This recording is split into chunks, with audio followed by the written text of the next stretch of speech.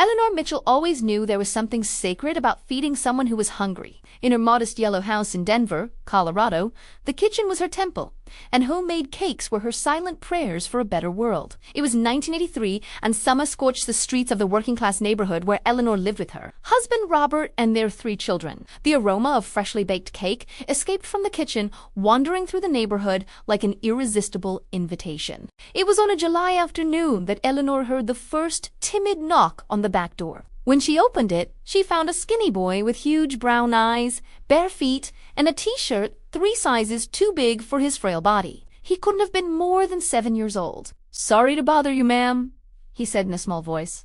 I smelled your cake. Could you possibly give me just a tiny piece?" Eleanor's heart broke and expanded at the same time. She recognized those eyes. They were the eyes of hunger, of need, of loneliness that no child should ever know. "Sweetheart, you don't need to apologize for being hungry," she said, her voice gentle. "What's your name?" "Thomas, ma'am. Thomas Brennan. I live 3 houses down." "Well, Thomas Brennan, you've arrived at the perfect moment." Eleanor cut a generous slice, not a small piece, but a real portion. She served it with a large glass of cold milk and sat down at the table with him. Thomas ate slowly, savoring each fork. Silent tears rolled down his dirty cheeks. But he didn't stop eating. "Does your mother know you're here?" Eleanor asked gently. The boy shook his head. "Mom works 2 jobs. Sometimes there's food at home. Sometimes there isn't. She does the best she can, ma'am." "Please don't tell anyone." In that moment, Eleanor made a decision. "Thomas, you can come here every day after school if you want. There's always cake in this house, and there's always a place at the table for you. But you need to help me wash the dishes afterward." "Deal?" The boy's eyes widened in disbelief. "Really?" "Really." And so began a tradition that would last for years. Thomas showed up almost every day, and Eleanor always had something waiting for him. The years passed like pages in a book. Thomas grew taller, stronger. He studied at the kitchen table while waiting for the cake to cool. "When I grow up," Thomas would say with dreamy eyes, "I'm going to be someone important. I'm going to make lots of money, and I'm going to take care of you, Aunt Ellie." Eleanor would smile. "Sweetheart, you don't owe me anything. Seeing you grow strong and happy is all the reward I need." What Eleanor didn't know was that each piece of cake she gave with love was weaving an invisible thread between 2 destinies, a thread that decades later would be the only thing standing between her and complete oblivion. The autumn of 1991 arrived with cold winds that seemed to announce changes. Thomas, now 15 years old, appeared in Eleanor's kitchen with news that both knew would come. "Aunt Ellie," he said, his voice breaking, "Mom got a better job in Chicago. We're moving at the end of the month." Eleanor felt as if someone had sucked all the air out of the kitchen. "Oh, sweetheart, what wonderful news for you and your mother." Thomas held her tightly. "I'm going to miss you so much on moving day." Eleanor prepared Thomas's favorite chocolate cake. "Don't forget me," she whispered. "Never, Aunt Ellie. Never in my life." Eleanor didn't know it would be the last time she'd see him for many decades, and that when they met again, their lives would be completely transformed. Robert suffered a devastating stroke in 1995. For 3 years, Eleanor cared for him with tireless devotion. When he passed in 1998, she felt as if half her soul had been torn away. Her children, Victoria, Christopher, and Amanda, now adults and established, attended the funeral. "Mom, you should sell this house and move somewhere smaller," Victoria said during the wake. "This is my home," Eleanor responded firmly. "Every room has memories." There was a coldness in them that Eleanor didn't recognize. The children's calls became monthly, then sporadic, then rare. "Sorry, I can't visit, Mom. Work is crazy." In 2018, at 83 years old, Eleanor suffered a serious fall. She fractured her hip and became unable to care for herself. Victoria, Christopher, and Amanda gathered together not to care for her, but to decide her fate. "There's that nursing home in Richmond, the Green Meadows Rest Home," Christopher suggested, "and it fits the budget we can afford with the sale of her house." "Please," Eleanor begged in a weak voice, "don't sell the house. Don't send me away." "Mom, you need professional care," Victoria said in that efficient voice. "It's for your own good." In March 2019, Eleanor was taken to the nursing home. Her children promised regular visits. None of those promises were kept. What Eleanor didn't know was that while she withered away, forgotten in that nursing home, a man woke up every morning with the same memory: the smell of chocolate cake and the kind face of a woman who had saved him. And that memory was about to change everything. The Green Meadows rest home had faded green walls, hallways that smelled of disinfectant and loneliness, and a routine as predictable as it was discouraging. In the first months, Eleanor still had hope. Each time the phone rang, her heart raced. Each time she heard footsteps in the hallway, she looked anxiously at the door. But the children never appeared. In the second year, Eleanor stopped waiting. Hope, she discovered, is a flame that eventually goes out. She began to wither, not just physically, but in spirit. Her eyes became dull. Her smile disappeared. "Mrs. Mitchell, you haven't eaten anything again today," Nurse Nessie would say. "You need to eat." "What for?" Eleanor would murmur. To live one more day just like the last. Eleanor began refusing to leave her room. She spent hours sitting in her chair, looking out the window, watching families, visiting other residents. And each scene of familial love was a knife in her already lacerated heart. At night, alone in the darkness, Eleanor talked to Robert. "How wrong I was. Darling, I thought love was enough." These were the darkest nights of her soul. She had dedicated her entire life to caring for others, and now, when she was the one who needed care, she was completely alone. But then, in her moments of deepest despair, unexpected memories came to her. Memories of a skinny boy with hungry eyes, of afternoons in the kitchen, of laughter while washing dishes together. "I'll never forget you, Aunt Ellie." Thomas. Where would he be now? Eleanor had no way of knowing that at that exact moment, Thomas Brennan, now a successful cardiac surgeon in Minneapolis, was having the same memory. A conversation during a dinner party had awakened that memory.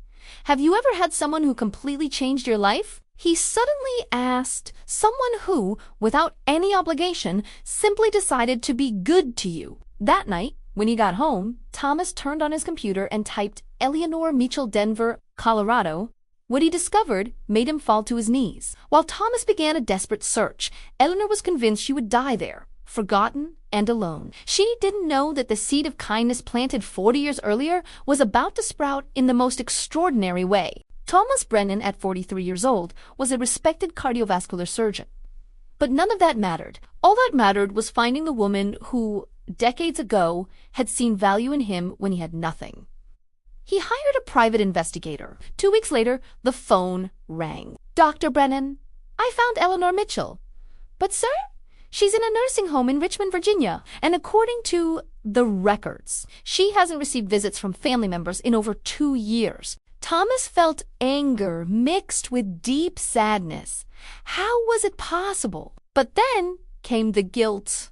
He himself hadn't looked for her in all these years. Thomas canceled his surgeries for the following week. He booked the first flight to Richmond. On the plane, his hands trembled. The Green Meadows rest home was worse than he'd imagined. At reception, he identified himself. "Room 247, but I should warn you, she hasn't been doing very well lately. She refuses to eat, doesn't leave her room." When he reached the door of room 247, Thomas stopped. He took a deep breath and knocked gently. "Go away," came a weak voice. "I don't want dinner." Thomas opened the door slowly. The woman sitting in the chair was unrecognizable and yet unmistakably her. Eleanor had shrunk, her hair completely white. But when she turned her face, her eyes, those gentle eyes, were still the same. "Aunt Ellie," Thomas said, his voice breaking, "I hope there's still a piece of cake for me." Eleanor blinked several times. Her mouth opened, but no sound came out. "Thomas," she whispered, as if afraid it was an illusion. "Thomas Brennan." "Yes, Aunt Ellie. It's me." He crossed the room and wrapped her in his arms. "I'm sorry. I'm so sorry it took so long." Eleanor completely broke down. She sobbed in that man's arms. Sobbed for all the years of loneliness. For every night she felt invisible. "You came back," she repeated. "You didn't forget me." "I never forgot, Aunt Ellie. Not a single day. You saved me." How could I forget that? When they finally separated, Eleanor touched his face with trembling hands. "Look at you." My boy became a handsome man. Thomas held her hands gently. "Would you come live with me? Would you let me take care of you now, like you took care of me?" Eleanor looked at him, incredulous. Thomas, you can't. You must have your own life. I have a house that's too big for one man alone. But more importantly, I have a debt of love that I can never fully repay. Please, for the first time in years. A genuine smile lit up Eleanor's face. But their journey was only beginning. The move happened 2 weeks later. Thomas transformed the guest room into a cozy refuge overlooking a garden. But more importantly, Thomas understood that Eleanor needed not just a place to live, but a purpose for living. Aunt Ellie, he said one Saturday morning, I have a confession.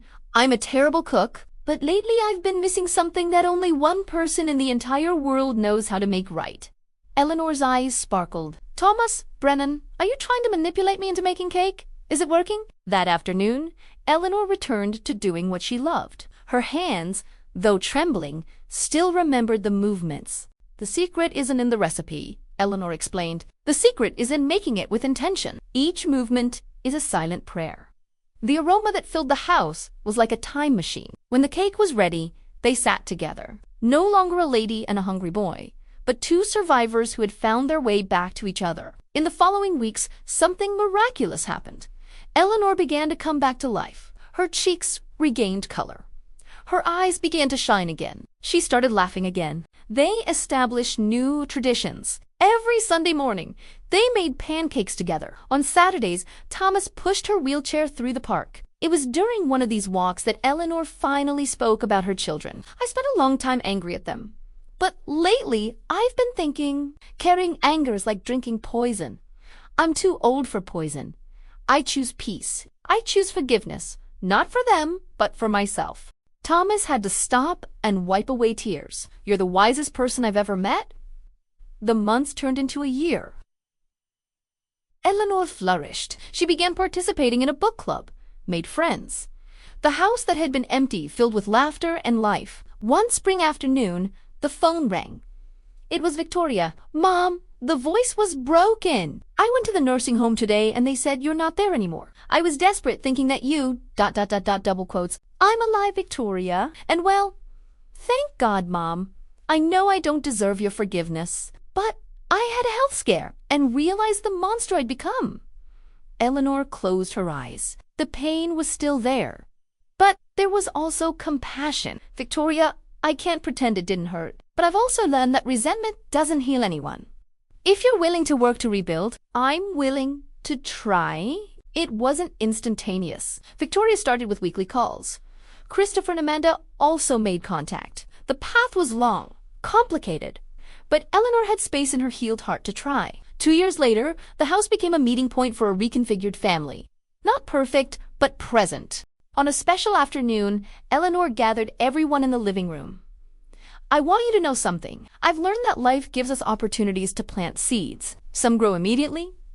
Others take decades.